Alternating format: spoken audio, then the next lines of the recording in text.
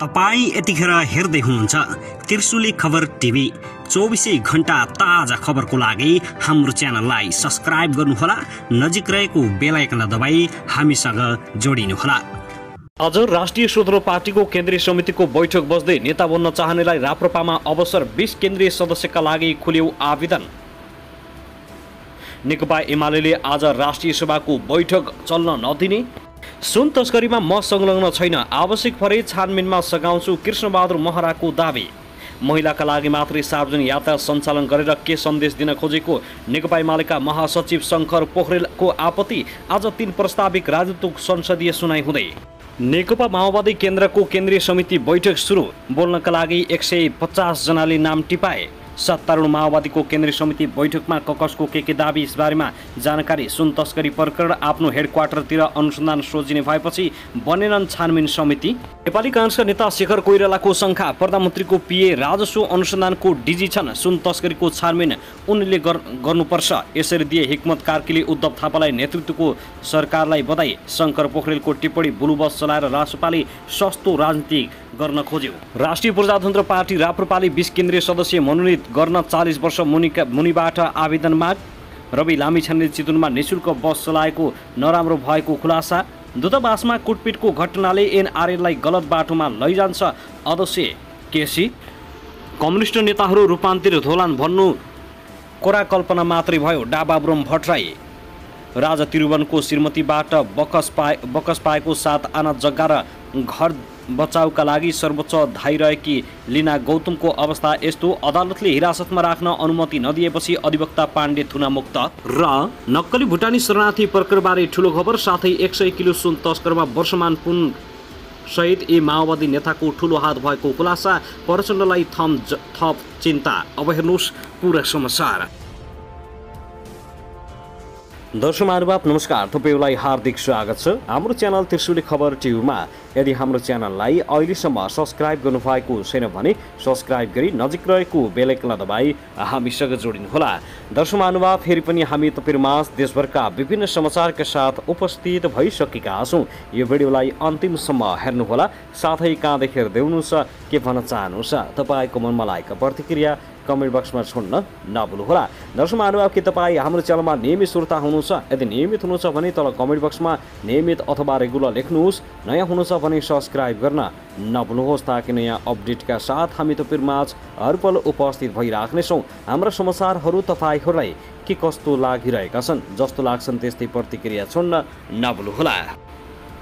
दर्शक महानुभाव, आउनुहोस् अब पहिलो खबरतर्फ लागौँ। विवादास्पद अभिव्यक्ति दिएको आरोपमा पक्राउमा परेकी अधिवक्ता भगवती पाण्डे थुनामुक्त भएको छन्। जिल्ला अदालतले उनलाई बुधबारै थुनामुक्त गर्न आदेश दिएको हो। जिल्ला अदालतले हिरासतमा राखेर अनुसन्धान गर्नका लागि अनुमति नदिएपछि उनी थुनामुक्त भएकी हुन्। टेलिभिजन अन्तर्वार्तामा अधिवक्ता पाण्डेले दिएको अभिव्यक्ति विरुद्ध नेपाल तामाङ घेदुङको तर्फबाट कुमार सिंह घिसिङ र नेपाल मगर सङ्घका ज्ञानेन्द्र पुनले जाति विभेद तथा छुवाछुत गर्न नहुने कसुरमा जिल्ला प्रहरी परिसर काठमाडौँमा जाहेरी दिएका थिए। जाहेरीपछि फरार भनिएकी पाण्डेलाई तामाङ समुदायले चर्को दबाब दिएपछि बुधबार पक्राउ गरिएको थियो। अधिवक्ता पाण्डेले एक टेलिभिजन अन्तर्वार्ताका क्रममा मुस्लिम, मगर र तामाङ समुदायमा दाजु बहिनी बीच विवाह हुने अभिव्यक्ति दिएकी थिइन्। उनको सो अभिव्यक्तिप्रति तामाङ समुदायले विरोध जनाउँदै बुधबार काठमाडौँ प्रहरी परिसर घेराउ गर्दै तोडफोडमा उत्रिएका थिए। दर्शक महानुभाव, त्यसगरी भर्खरै मात्रै प्राप्त समाचार अनुसार राष्ट्रिय प्रजातन्त्र पार्टी राप्रपाले 40 वर्ष मुनिका क्षमतावान युवालाई नेतृत्व तहमा लैजाने भएको छ। नवीन राप्रपा अवधारणा अन्तर्गत पार्टीलाई युवा मैत्री बनाउन 20 केन्द्रीय सदस्य पदका लागि देशभरबाट खुला आवेदन माग गरिएको छ। त्यसैगरी सदस्य बन्न चाहने उम्मेदवारले आफ्नो व्यक्तिगत विवरण तथा कार्ययोजना आगामी भदौ पहिलो सातासम्म केन्द्रमा पठाउनु पर्नेछ। कार्ययोजना दिएका उम्मेदवार मध्येबाट भूगोल, जनसङ्ख्या, पार्टीको प्रभाव क्षेत्र, विस्तारको सम्भावना र नेतृत्व विकासका सम्भावनाको आधारमा न्यूनतम 50% महिलासहित 20 जनालाई केन्द्रीय सदस्यमा मनोनयन गरिने केन्द्रीय सदस्य सरस्वती अधिकारीले जानकारी दिए। पार्टीमा रहेका तथा बाहिर रहेका नेपाली नागरिकले प्रतिस्पर्धाबाट छनौट भएपछि पार्टीको नीति, सिद्धान्त, एजेन्डा र उद्देश्यप्रति प्रतिबद्ध रही प्रक्रिया राजनीति गर्नुपर्ने व्यवस्था गरिएको छ। सूचना प्रविधि र सामाजिक सञ्जाल परिचालनमा दक्ष, बहुभाषाको ज्ञान भएको, प्रत्यक्ष निर्वाचनमा पार्टीको उम्मेद्वार बन्न सक्ने क्षमतावान उम्मेद्वारलाई उनीहरूको कार्ययोजनाका आधारमा छनौट गर्ने जनाइएको छ। दर्शक महानुभाव, त्यसगरी नेकपा एमालेका महासचिव शङ्कर पोखरेलले चितवनमा सुरु भएको महिलाका लागि मात्र सार्वजनिक यातायातले सामाजिक विभेदलाई प्रश्रय दिने बताएका छन्। रासपाका सभापति रवि लामिछानेले आफू निर्वाचित भएको 100 दिन पुगेको अवसरमा हिजो बुधबार चितवनमा सुरु गरेको महिलाका लागि सार्वजनिक यातायातबारे टिप्पणी गर्दै महासचिव शङ्कर पोखरेलले समाज कता जाँदैछ भनी प्रश्न गरेका छन्। सामाजिक विभेद अन्त्य गर्न विगतमा महत्त्वपूर्ण भूमिका खेलेको चितवनमा यो कदमले सकारात्मक सन्देश नदिने उनको भनाइ छ। अहिले युवाको ठूलो संख्या रोजगारीका सिलसिलामा विदेशिएका बेला ठूलो संख्यामा महिला परिवारको मूलीको रूपमा भूमिका निर्वाह गरिरहेका छन्। सामाजिक सञ्जालमा उनले प्रश्न गर्दै भनेका छन्, यस्तो अवस्थामा आफूलाई नयाँ शक्ति भन्नेहरूले कस्तो समाजको परिकल्पना गरेर महिलाका लागि मात्र भनेर सार्वजनिक यातायात सञ्चालन गर्न खोजेका होलान्। पोखरेलले रासपाका अध्यक्ष रवि लामिछानेले भोटको सस्तो राजनीति गर्न खोजेको समेत आरोप लगाएका छन्। नयाँ र वैकल्पिक शक्ति बनाउँछौ भन्नेहरूले नयाँ गर्न खोजेको काममा रूपान्तरणकारी सोच र योजना देख्नु पर्दछ। हरेक कामबाट भविष्यको सुन्दर दृश्य देखिनु पर्दछ उनले भनेका छन्। तर रासपा पार्टीका अध्यक्षको अहिलेको कामले भोटको सस्तो राजनीति गर्न खोजेको देखियो। दर्शक महानुभाव, त्यसगरी नेकपा माओवादी केन्द्रका प्रवक्ता कृष्णबहादुर महराले सुन तस्करीमा प्रमाणमा आफ्नो संलग्नता नरहेको दोहोऱ्याएका छन्। बिहिबार बिहान सामाजिक सञ्जालमा लेखेर महराले सुन तस्करी प्रकरणमा आफ्नो संलग्नता नभएको विषय अगाडि नै प्रष्ट पारिसकेको भन्दै थप स्पष्ट पार्न चाहेको बताएका छन्। उनले आफ्नो भनी सञ्चार माध्यममा आएको मोबाइल नम्बर पनि आफ्नो नरहेको र त्यो नम्बर प्रयोग नै नगरेको स्पष्टीकरण दिएका छन्। उनले आवश्यक परि छानबिनमा सघाउने भन्दै भ्रममा नपर्न समेत आग्रह गरेका छन्। दर्शक महानुभाव, त्यसगरी 100 किलो सुन प्रकरणको नाइकै पक्राउ परेका दावा छिरिङ नै भएको बताइएको छ। सुन तस्करी प्रकरणमा हालसम्म 18 जना पक्राउ परे पनि प्रकरणको नाइकेका रूपमा बेल्जियन नागरिक छिरिङको पहिचान भएको हो। काठमाडौँको ठमेल स्थित होटल भियानबाट छिरिङलाई पक्राउ गरिएको हो। पक्राउका क्रममा उनको साथबाट बरामद गरिएका कागजपत्रका आधारमा पनि उनी तस्करीको नाइके रहेको पुष्टि हुने अनुसन्धानले देखाएको आन्तरिक राजस्व विभाग स्रोतले बताएको छ। कागजपत्र र कल डिटेलका आधारमा हालसम्म तस्करीको नाइकेका रूपमा छिरिङको पहिचान भएको छ। बाँकी अनुसन्धान गर्दैछौँ। त्यस्तै छिरिङलाई पक्राउ गरेपछि थालिएको अनुसन्धानबाट सुन तस्करी प्रकरणमा थप 4 जना चिनिया नागरिकको पनि संलग्नता भएको पुष्टि भएको स्रोतले बताएको छ। नेपालमै रहेका ती चिनिया नागरिकको खोजी कार्य भइरहेको छ। 100 किलो सुन प्रकरणमा मुख्य भूमिका चिनियाहरूकै रहेको भए पनि यसमा राज्यकै उच्च संयन्त्रको समेत पनि संलग्नताको आशंकामा अनुसन्धान भइरहेको राजस्व अनुसन्धान विभागले जनाएको हो। हालसम्म पक्राउ परेकाहरूको कल डिटेल, सम्पर्क र कागजपत्रका आधारमा अधिकांश कुरा खुलिसकेको भए पनि थप प्रमाण जुटाउनतर्फ केन्द्रित रहेको विभागले जनाएको छ।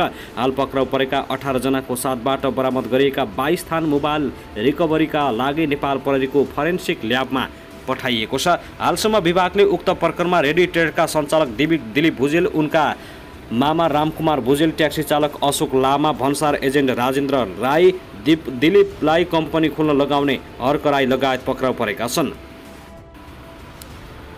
दर्शक महानुभाव, त्यसगरी एमाले अध्यक्ष केपी शर्मा ओलीले बीपी कोइरालाको राष्ट्रिय मेलमिलापको नीतिलाई आत्मसमर्पणवादी भनेपछि काङ्ग्रेसका महामन्त्री विश्वप्रकाश शर्माले प्रतिवाद गरेका छन्। ललितपुरको च्यासेल स्थित पार्टी केन्द्रीय कार्यालयमा हिजो बुधबार आयोजित तुलसीलाल अमात्यको 26औं स्मृति दिवस समारोहलाई सम्बोधन गर्ने क्रममा अध्यक्ष ओलीले बीपीले भारत निर्वासनमा बस्न नसकेपछि नेपाल फर्किएर राजासँग आत्मसमर्पण गरेको टिप्पणी गरेका थिए। राजासँग आत्मसमर्पण गरेको कुरालाई राष्ट्रिय मेलमिलाप नीति भन्ने गरिएको उनको जिकिर थियो। ओलीले भनेका थिए, गणेशमानजी 50 वर्ष काङ्ग्रेसमा रहनुभयो। पहिला पनि काङ्ग्रेस हुनुहुन्थ्यो, पछि पनि काङ्ग्रेस छाडेर अलग हुनुभयो। गणेशमानजी सधैँ काङ्ग्रेससँग काङ्ग्रेसको कमजोर आत्मसमर्पणवादी चरित्र र भन्ने एक थोक गर्ने अर्को थोक, त्यो खालको देखेर उहाँ सधैँ सङ्घर्षरत हुनुहुन्थ्यो। नेपाली काङ्ग्रेस नेता असाध्यै चतुर हुनुहुन्छ। सङ्घर्ष गर्न टिक्न नसकिने भयो। भारतमा पनि अडिन गाह्रो भयो। सबैतिर गाह्रो भएपछि अब आत्मसमर्पण गरेर भए पनि नेपाल जानुपर्छ भनेर आउनुभयो। तर त्यसलाई के भन्नुभयो भने एक दिन बिहान सबै तारा झन्डा नेपालमा गाडिएका देखिने खतरा छ। त्यसकारण अब म जनताको प्रतिनिधित्व, जनशक्ति, राजा राज्यको शक्ति दुईवटा मिलेर जानुपर्छ।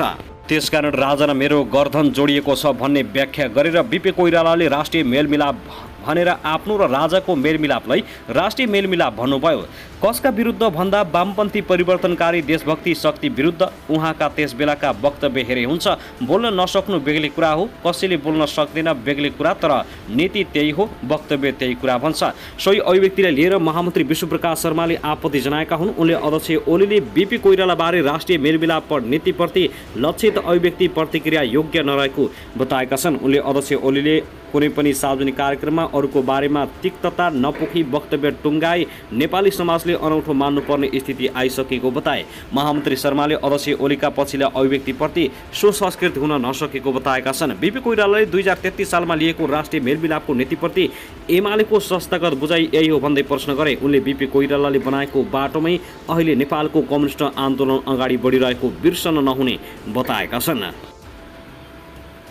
दर्शक महानुभाव, त्यसगरी नयाँ प्रधान न्यायाधीश सिफारिस सम्बन्धमा छलफल गर्न आज बिहीबार संवैधानिक परिषदको बैठक बस्दैछ। यससँगै मङ्गलबार बसेको बैठकमा सहमति नजुटेपछि पुनः आज संवैधानिक परिषदको बैठक राख्न लागेको हो। बैठक साँझ 5 बजे बस्नेछ। आजको बैठकमा प्रधान न्यायाधीश सहित अन्य संवैधानिक पदमा नियुक्तिबारे छलफल हुने राष्ट्रिय सभाका अध्यक्ष गणेश त्रिविशिलाले जानकारी दिएका छन्। संवैधानिक परिषदका एक सदस्यका अनुसार मङ्गलबारको बैठकमा प्रमुख प्रतिपक्षी दलका नेता केपी शर्मा ओलीले संसदीय समितिका सभापति चयनको विषय उठाएपछि प्रधान न्यायाधीश सिफारिस हुन नपाएको हो। अब आजको बैठकबाट प्रधान न्यायाधीश सिफारिस हुने अपेक्षा गरिएको छ। छोटो समयका लागि नियुक्ति प्रधान न्यायाधीश हरिकृष्ण कार्कीको पदावधि यही साउन 20 गते यानि कि पर्सि सकिँदैछ। अघिल्लो प्रधान न्यायाधीशको पदावधि सकिन 1 महिना अघि नै नयाँ प्रधान न्यायाधीश सिफारिस गर्नुपर्ने भए पनि ढिला भइरहेको छ। अब विश्वम्भर प्रसाद श्रेष्ठलाई प्रधान न्यायाधीशमा सिफारिस गर्ने तयारी छ। ओरेदका क्रममा अगाडि रहेका उनले हरिकृष्ण कार्कीलाई प्रतिस्थापन गर्नेछन्।